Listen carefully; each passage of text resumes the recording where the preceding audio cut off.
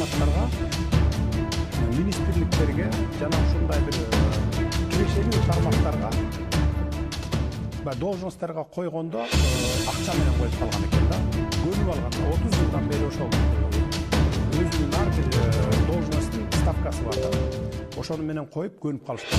Мына турганыма бир 10 күн боло эле менин жакындарыма мисалы уюма чыгып мына $300,000 бере коелу, баланча жерге кое кой мени деп чыккандар болду. $50,000 берели, түкүнчө жерге мени кое кой деп чыгып атышат мына. Алардын бардыгын биз жок кылып, таза мамлекетке айлантабыз деп атабыз. Менин айтайын дегеним мына 30 жылдан бери орноп калган коррупция. Булар баягы ойлоп атышат, жакындар аркылуу ошо акчаны берип эле мурдакыдай жумушта турабыз деп. Мындан ары андай болду.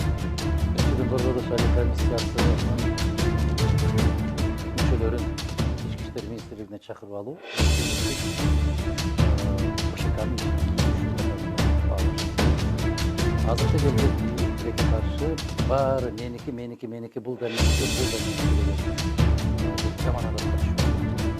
Bunlar içki işte ekonomik siyasetine alik oldu. Bunlar kadr almashtırуу менен kadr almashtırуу бар бул жерде кадрларды кызматтан өзүмдүкү болсун деп. Булар өткөн бийликтерди дагы мунун жакшылыкка эч качан. Анан экинчиси ошол Бордо шайлоо комиссиясы шайлоонун уландысын 2020 декабрга деп койгондон кийин алардын мүчөлөрүнөн эч ким бул конституциялык закондагы жок, же атайын закондагы жок, алардын мөөнөтүн бүттү. Ал президенттин өзүнүн